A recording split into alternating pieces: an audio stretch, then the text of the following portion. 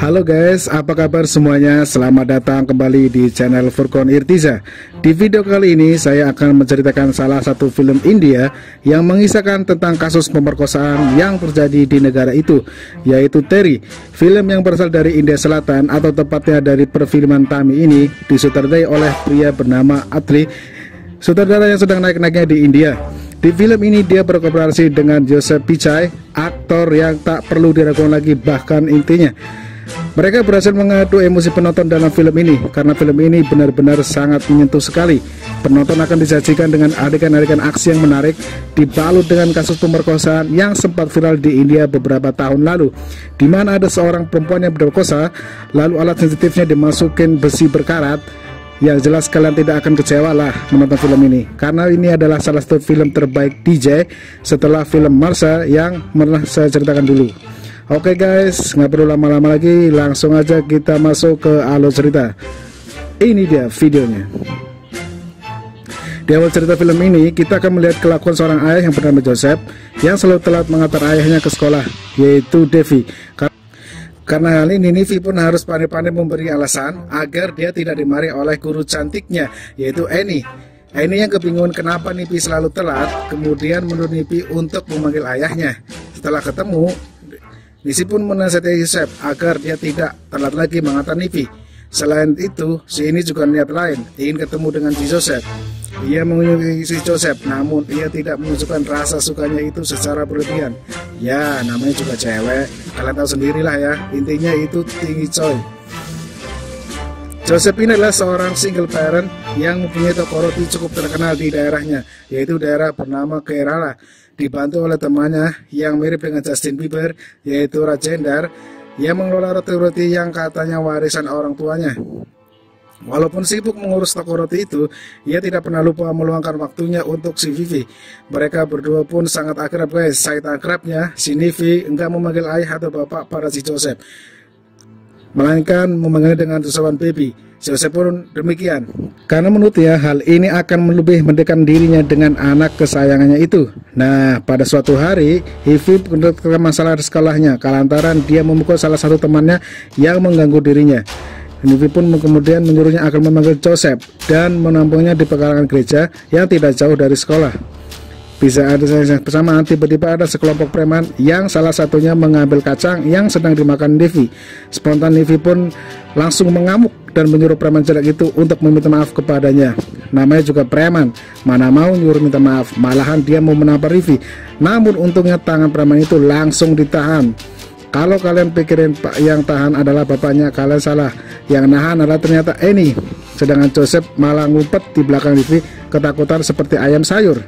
Ini tanpa takut langsung menampar preman itu, dan preman itu bersama anggotanya langsung keesokan harinya, Nivi menjemput Nivi di rumahnya karena dia tidak mau Nivi terlambat lagi ke sekolah. Namun tanpa diduga-duga, motor mereka ditabrak oleh anggota preman tadi menggunakan sebuah truk. Spontan Joseph langsung panik, tapi untungnya mereka berdua tidak kenapa-napa. Ini yang tidak terima dengan semua ini, kemudian tanpa semudah Joseph membuat laporan ke polisi. Sebenarnya apa yang dilakukan sudah benar, namun preman yang mereka hadapi bukan preman sembarangan. Kelompok preman yang diketuai oleh pria bernama Citan ini sangatlah disegani daerah itu. Bahkan polisi pun berada di bawah kendali mereka, alias polisi adalah backing mereka. Karena hal ini, Joseph bersama ini kemudian mencabut laporan itu karena tidak mau berurusan dengan kelompok preman itu. Nah, pada saat mereka sedang mencabut laporan itu, ada seorang polisi yang katanya pernah bertemu dengan Joseph. Bahkan dia mengaku pernah latihan kepolisian dengan Joseph. Joseph pun langsung menyangkal. Namun anehnya di sini, dia saat mau pergi dari sana, tiba-tiba saja polisi itu menyebut nama Vijay Kumar tepat di belakangnya. Joseph kemudian melihat ke belakang, namun si polisi bilang kalau dia memanggil bawahannya.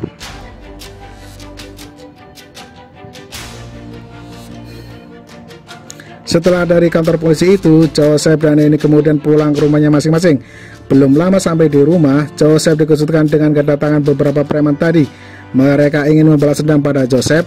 Walaupun Joseph sudah mencabut laporan terhadap mereka, Joseph dipukuli tanpa ampun dan mereka tidak peduli pada saat itu sedang hujan lebat. Di tempat lain guys, ini yang curiga pada Joseph kemudian mengetik nama Vijay Kumar di komputernya. Setelah melihat hasilnya, ia pun sangat terkejut sekali karena si Joseph itu ternyata adalah mantan seorang polisi, atau lebih tepatnya adalah mantan wakil komisaris polisi. Ini kemudian pergi ke rumah Joseph yang sedang memukuli para preman tadi. Ternyata si Joseph cuman kalah di awal pertarungan aja. Ia dengan ganasnya menghajar satu persatu preman itu sampai preman itu kabur dari sana.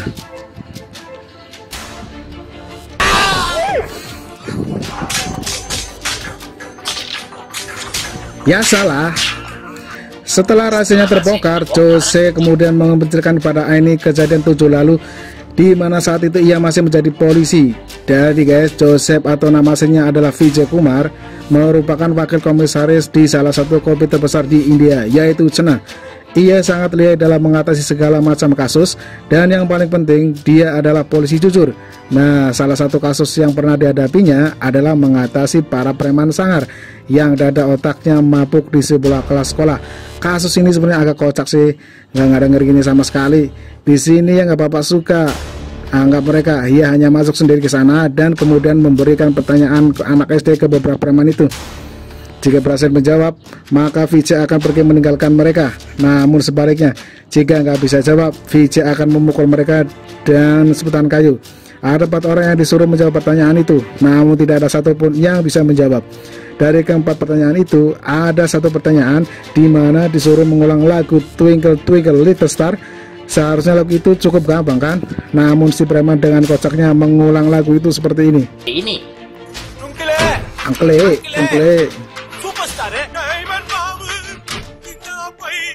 Ya udah, karena gak bisa jawab, mereka pun dipukuli sampai badannya merah-merah dan kemudian dibawa ke kantor polisi.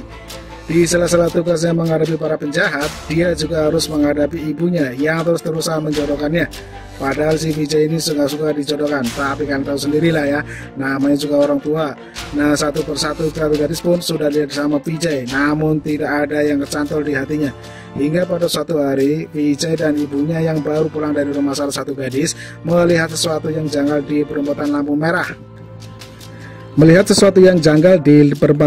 merah. Di sini dia melihat sepasang anak kecil yang kaki dan matanya cacat sedang menjual tisu.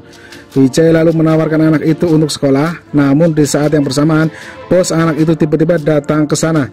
Ia menyuruh Vijay untuk tidak mempengaruhi anak itu atau dia akan memukuli Vijay. Belum tahu dia guys siapa itu Vijay. Vijay yang sudah geram dengan preman itu langsung menghentikan mobilnya di pinggir jalan dan kemudian mendatangi preman itu. Ternyata dia nggak sendirian. Di sana sudah ada beberapa temannya yang siap menghadapi Vijay. Layaknya seperti anak muda India pada umumnya, Vijay pun langsung memukuli para preman itu di tengah jalan, tidak peduli lalu lintas sedang rame-ramenya. Setelah puas memukuli para preman itu, Vijay kemudian membawa mereka ke rumah sakit. Di sini mereka ditangani oleh seorang dokter wanita yang wajahnya mirip dengan mantan majikan maksudnya. Itu wanita bernama Mitra. Mitra yang gak tahu kalau mereka anak preman, kemudian bertanya kenapa mereka bisa mengalami luka seperti itu. Si preman pun bilang kalau mereka baru saja dihajar sama polisi. Mitra yang gak tahu akan permasalahannya langsung marah-marah kepada si Vijay. Vijay pun bilang, kau tahu apa yang telah mereka lakukan? Ada anak laki-laki berumur 6 tahun yang sengaja diputuskan sebelah kakinya dan kemudian disuruh untuk menjual tisu. Lalu ada perempuan yang berumur 9 tahun. Preman itu sengaja membutuhkan mata sebelah kirinya dengan menggunakan cairan logam. Tahu semua itu, Mitra yang sebelumnya sangatlah galak langsung menangis melihat tindakan mulia itu. Selain 2 orang anak itu, Vijay juga berhasil menyelamatkan beberapa anak lain dan dia berjanji akan menyalahkan mereka. Nah, setelah tahu si Vijay ini adalah polisi baik, si Mitra langsung senyum-senyum geniti guys sama si Vijay. Dia tambah pasti langsung mengajak Vijay untuk ketemuan di suatu tempat. Ya udah, mulai dari saat itu mulai dekat dan akhirnya pacaran.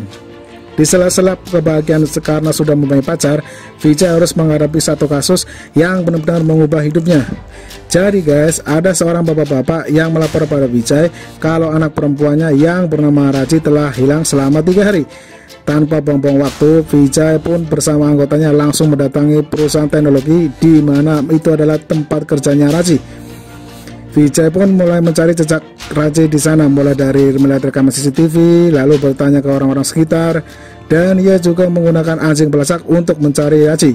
Singkat cerita, melalui rekaman CCTV, Vijay mengetahui kalau Raji sudah diculik oleh pengemudi mobil Audi berwarna merah.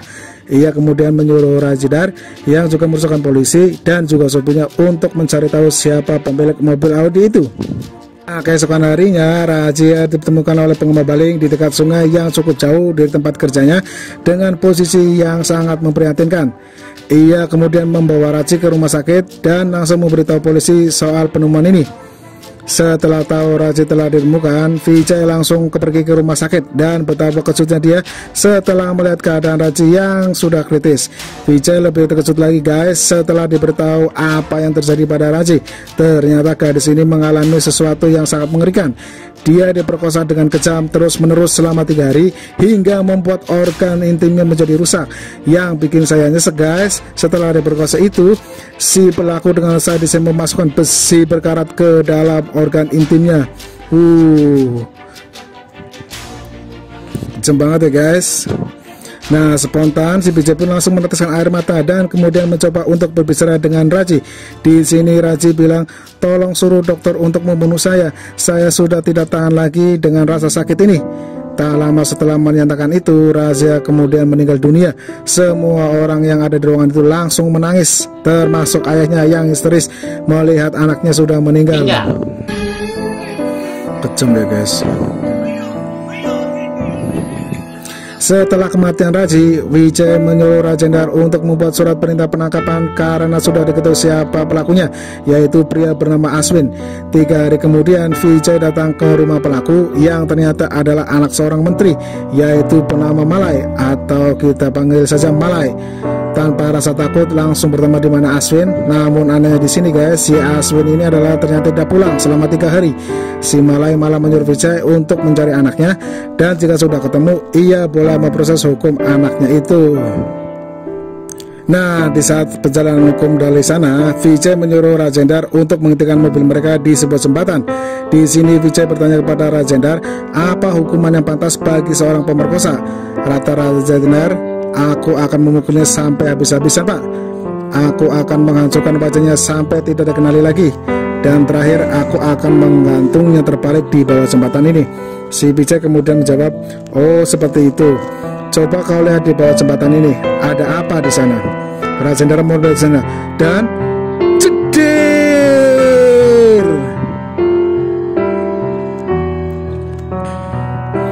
Jadi guys, tak lama setelah Raji dipukul 3 hari yang lalu Vijay entah bagaimana berhasil mencuri Aswi, kemudian memukulnya tanpa henti selama 3 hari, lalu merusak wajahnya dengan besi, kemudian mencincang-cincang kemaluannya, dan terakhir menggantungnya terbalik di jembatan itu.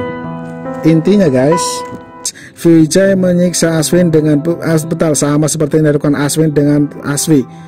Tak lama kemudian, Malay beserta anggotanya datang ke sana dan sangat terkejut melihat Aswin telah mati. Ia lebih terkejut lagi setelah diberitahu kalau alat kelamin Aswin telah dicincang sebelum dibunuh. Malay lalu bertanya pada Vijay, kira-kira siapa orang yang melakukan semua itu? Si Vijay menjawab, "Itu biasa siapa saja Pak. Mungkin masyarakat biasa, mungkin jurnalis yang ada di sini, mungkin juga anggota keluarga Anda sendiri, atau mungkin juga adalah seorang polisi yang bernama Vijay Kumar." Sontak Malay pun hanya terbengong tidak percaya, sementara Vijay pergi dari sana dengan gayanya yang keren.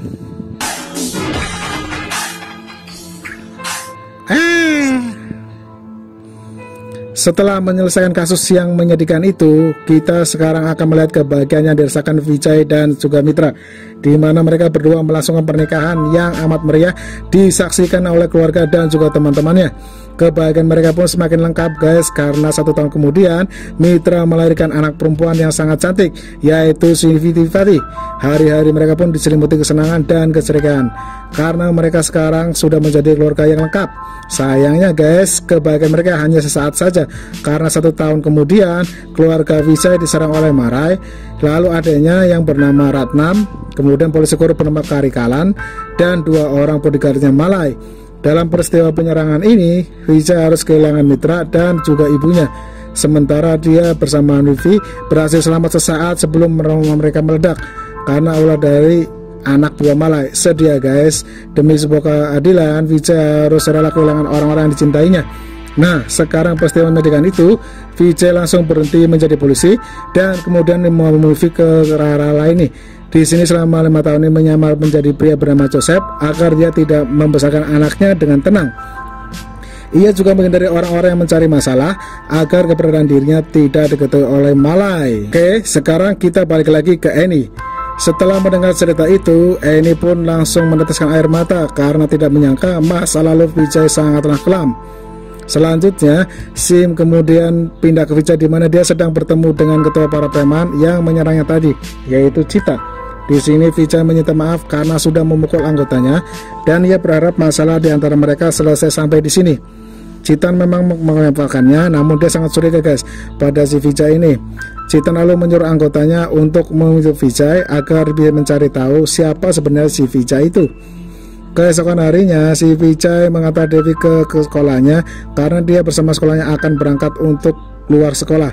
Sebenarnya Vijay sangat berat melepas anak kesayangannya itu karena selama ini mereka tidak pernah berpisah. Namun karena ini berkaitan dengan sekolah, ia pun rela membiarkan Nivi pergi.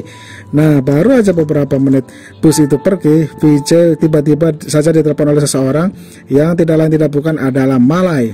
Sontak Vijay langsung terkejut karena tidak menyangka Malai bisa menemukannya. Dia kemudian lebih terkejut lagi guys setelah melihat bus sekolah anaknya jatuh dari jembatan yang ternyata supirnya adalah orang suburan Malai. Untungnya guys, kejadian ini tidak menimbulkan korban jiwa alias semua anak di bus itu berhasil diselamatkan. Nah, setelah peristiwa ini, Vijay tidak punya pilihan lain selain kembali ke Chennai dan kemudian menghabisi para bajingan yang telah menghancurkan keluarganya. Orang pertama yang menjadi korban adalah si polisi korup Jayakaran yang digantung terbalik di kantornya sendiri. Lalu korban kedua adalah adanya Malai yaitu Ratnam yang dijatuhkan dari lantai atas sebuah bangunan.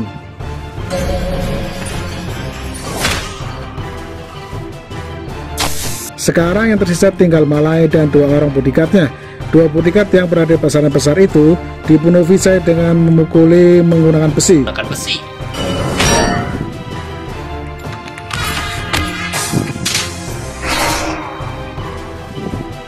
Sementara si Malai sendiri matinya kurang greget guys karena ia cuma digantung kebalik sama seperti Karikalan.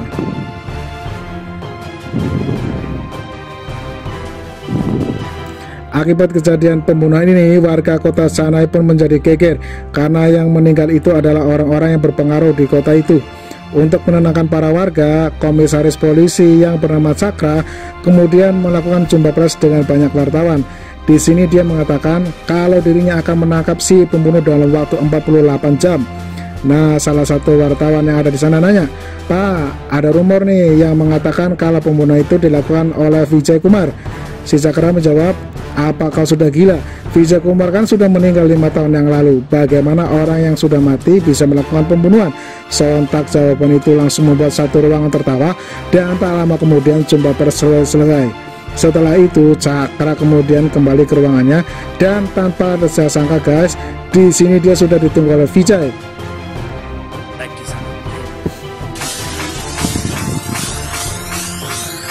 Kalian pasti bingung kan apa yang terjadi, padahal baru saja si Chakra bilang kalau Vijay sudah mati 5 tahun yang lalu.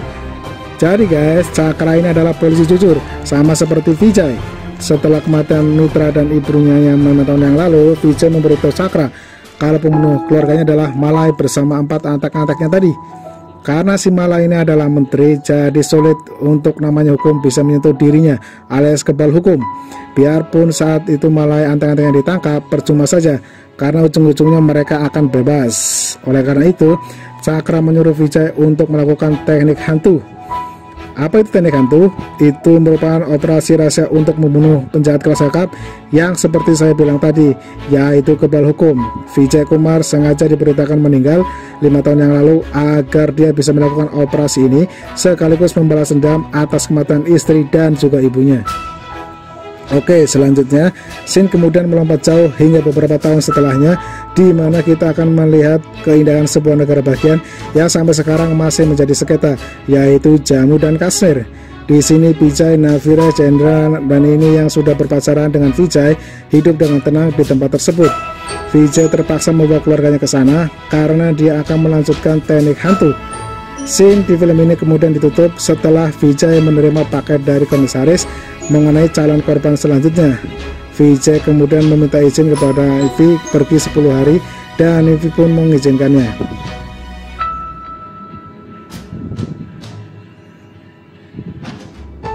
Jadi itulah guys, alur cerita film India yang sangat menyentuh dibalut dengan adegan action yang sangat keren, yaitu cerita film ini sedikit rumit, namun jika kalian menyimaknya dengan sungguh-sungguh maka kalian akan mengerti dengan alur ceritanya. Intinya, film ini mengkritik keras kepolisian negara itu karena hanya bisa menuntaskan sedikit kasus perkosaan. Padahal guys, menurut sumber yang saya baca, di India itu setiap tahunnya ada puluhan ribu kasus pemerkosaan. Tanah ini, India pun menjadi salah satu negara berbahaya untuk perempuan, dan pastinya ini adalah sebuah aib untuk negara tersebut. Oke guys, sampai di sini akhir videonya dan sampai jumpa lagi di video-video selanjutnya. Bye bye. Habis.